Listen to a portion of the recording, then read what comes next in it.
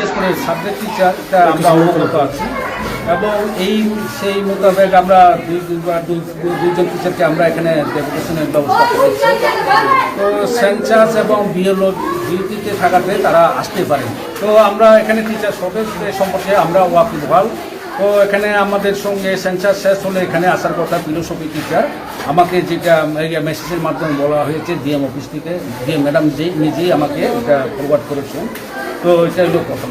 আর অন্যান্য বিষয় যেটা দেখলাম এখানে তাদের দাবি দাওয়া যেগুলো আছে সবই ন্যায্য, সেগুলি এখন সবটাতে আমরা এখানে বসে এখানে মিটমাট করতে পারবো না। আমরা চেষ্টা করছি ধাপে ধাপে এগুলি কীভাবে করা যায়।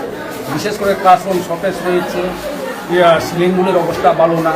তো এখানে একটা মেজর একটা রিপেয়ারিংয়ের ব্যবস্থা আমরা করার ব্যবস্থা করব এবং এডিশনাল ক্লাসরুম দেওয়ার জন্য আমরা দুজন কর্তৃপক্ষের কাছে আমরা পাঠাবো। এইটা যদি হয়ে যায় তাহলে ছাত্রছাত্রীরা উপকৃত হবে।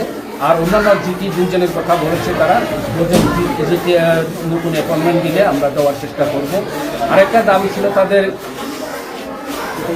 মিড ডে মিলের ডাইনিং রুম তো হট করে ডিপার্টমেন্ট থেকে দেওয়া হয় না এখন।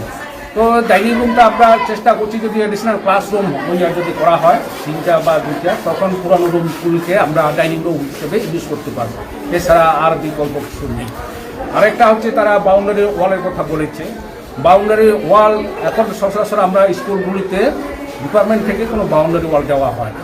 তো এখানে গ্রিন ফেন্সিংয়ের ব্যবস্থা আছে। এটা স্কুলের সম্পদ, জনগণের সম্পদ, এটা সরকারের সম্পদ না, এটা সবাইকে মিলে রক্ষা করতে হবে। এই ব্যাপারটা যেমন পঞ্চায়েত সমিতি আছে, জেলা পরিষদ আছে, বিভিন্ন সংস্থা থেকে যদি কোনো সাহায্য পাই তাহলে এখানে এটা কিছু করা যায় কিনা এটা আমরা দেখি। আসলে তো তারা যেটা বলছে এটা তো ক্লাসরুমের শর্টেজ আছে। তো এখন আমরা চেষ্টা করছি এটা যাতে না হয়। স্মার্ট ক্লাসরুমটা এখন কি জানি বলি খালি আছে, এখানে এই ক্লাসটা যাতে বন্ধ না হয়, বিশেষ করে ওয়ালফেয়ার সেখানে রেগুলার যাতে ক্লাস হয় সেই ব্যবস্থা আমরা করার ব্যবস্থা করি।